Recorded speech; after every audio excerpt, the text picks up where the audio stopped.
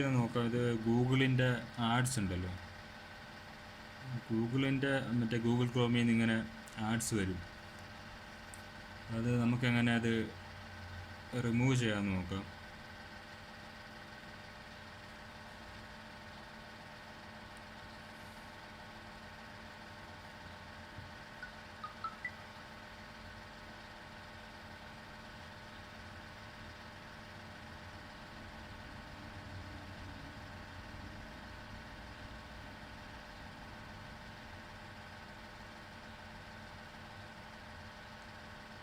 ഇതുണ്ടോ, ഓട്ടോമാറ്റിക്കായിട്ട് ഓരോ വെബ്സൈറ്റ് ഓപ്പൺ ആയിരിക്കുന്നുണ്ടോ.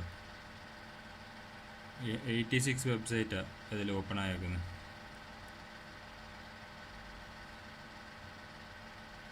അത് ചെയ്യേണ്ടതെന്ന് പറഞ്ഞാൽ സെറ്റിങ്സ് എടുക്കുക, ഇതിൽ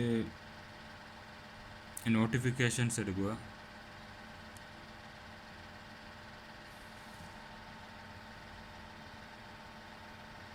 ഇതുണ്ടോ സൈറ്റിൻ്റെ നോട്ടിഫിക്കേഷൻസ് ഉണ്ടോ, അത് മൊത്തത്തിലങ്ങ് ക്ലോസ് ചെയ്യുക.